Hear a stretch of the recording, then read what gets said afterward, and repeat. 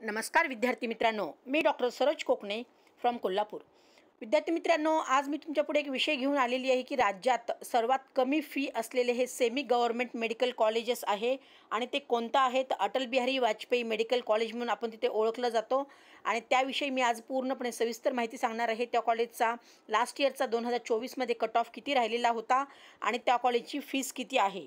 तर विद्यार्थी मित्रांनो, हे भारतरत्न अटल बिहारी वाजपेयी वैद्यकीय महाविद्यालय कॉलेज हे सगळ्यात स्वस्त कॉलेज म्हणजे सेमी गव्हर्नमेंटमध्ये आपली जी सगळ्यात फी कमी जी आहे ती ह्या कॉलेजला आहे। त्यामुळे ह्या कॉलेजचा कट ऑफ थोडासा हायर साईडला आपल्याला पाहायला मिळत असतो दरवर्षी।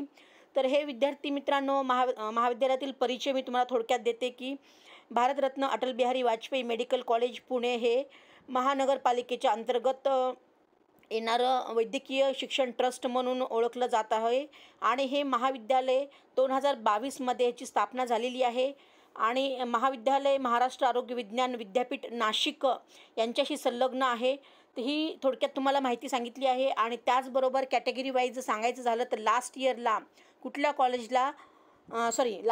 कुठल्या कॅटेगरीला किती मार्कला ॲडमिशन्स झालेलं होतं ते सांगणार आहे। तर 2022 मध्ये कॉलेजला परमिशन मिळाली होती, म्हणजेच हे जवळजवळ 4 वर्ष होत आहेत ह्या कॉलेजला। तर ह्या कॉलेजचा पूर्णपणे मी अगदी कट ऑफ तुम्हाला सांगणार आहे प्रत्येक कॅटेगरी वाईज। तर प्रत्येक विद्यार्थी आपापल्या कॅटेगरीनुसार तुम्ही पहा म्हणजे लक्षात येईल। तर मी ते कॅटेगरी वाईज पूर्णपणे कट ऑफ सांगणार आहे 2024चा। तर ओपन कॅटेगरीला 636 मार्कवरती विद्यार्थ्याला ॲडमिशन झालं आहे लास्ट इयरला आणि OBCचा जर विचार केला तर 634ला विद्यार्थ्याला ॲडमिशन मिळालेलं आहे। SCBCला 630, SC कॅटेगरीला 557, ST कॅटेगरीला 431, VGLला 596, NT1ला 601, NT2ला 615 आणि NT3ला 634 याप्रमाणे लास्ट इयरला अगदी ॲडमिशन झालेले आहेत। आणि त्यात सांगायचं म्हणजे सगळ्यात जास्त कट ऑफ हा प्रायव्हेट ह्या कॉलेजला जातो कारण सर्वात फी कमी आहे त्यामुळे।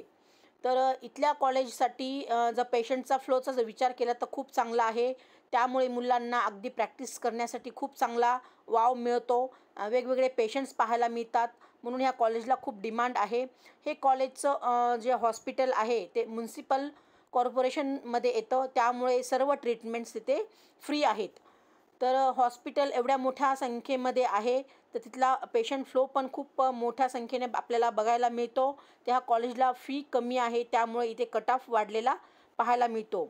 ओके, तर त्याचबरोबर पुढे आणखी सांगायचं झालं तर यावर्षी एवढे कट ऑफ वाढणार नाहीत। हे अगदी लास्ट इयरचे जे कट ऑफ मी सांगत आहे त्याच्या तुलनेत ह्यावर्षी -10 to 20 घेऊन चला म्हणजे तुम्हाला लक्षात येईल की आपल्याला लास्ट इयरच्या कट ऑफमध्ये आपल्याला जर -10 to 20 घेऊन चला तर आपल्याला तिथे नक्कीच त्या कॉलेजला ॲडमिशन भेटण्याचे चान्सेस आहेत। आणि त्या अटल बिहारी वाजपेयी मेडिकल कॉलेजला कमला नेहरू हॉस्पिटल ह्या नावाने पुण्यामध्ये प्रसिद्ध असलेलं हे एक हॉस्पिटल आहे असं म्हणून तिथे ओळखलं जात आहे। आणि तिथला जर फी स्ट्रक्चरचा जर विचार केला तर अगदी कॅटेगरी वाईज मी तुम्हाला सांगणार आहे की ट्युशन फीस आणि त्यामध्ये डेव्हलपमेंट फीस असं हे टोटल जर ओपन कॅटेगरीला आपण पाहिलं तर 7 लाख रुपये आहे आणि OBC कॅटेगरीच्या विद्यार्थ्यांना tuition fees plus development fees जर विचार केला OBCसाठी तर 3,81,818 आहे आणि EWSच्या विद्यार्थ्यांसाठी जर ट्युशन फीस आणि डेव्हलपमेंट फीस जर पाहिलं तर 3,50,000 आहे। SC STच्या विद्यार्थ्यांची तिथे फी काहीच नाही आहे आणि अदर रिझर्व म्हणजेच VJ NT जे विद्यार्थी आहेत तर तिथे ट्युशन फीस आणि डेव्हलपमेंट फीस असं हे टोटल मिळून 63,636 रुपये असं राहिलेलं आहे आणि NRI कोठ्याची तिथे 21 लाख रुपये फी सांगितलेली आहे। ओके, आणि अदर चार्जेस तिथे जे आहेत म्हणजेच रिफंडेबल डिपॉझिट ते फर्स्ट टाईम घेतात आणि जेव्हा तुमचं कंप्लीट होतं फायनल इंटर्नशिप करून तुम्ही जेव्हा कंप्लीशन होऊन निघता तेव्हा त्यावेळेस तुम्हाला ते रिफंडेबल तुमचं ते डिपॉझिट घेतलेलं आहे ते रिफंडेबल असतं आणि ते आहे 30,000 रुपये प्रत्येक कॅटेगरीला सेम राहिलेलं आहे। आणि त्याचबरोबर हॉस्टेलचा पण इथे समावेश केलेला आहे त्यांनी फीमध्ये।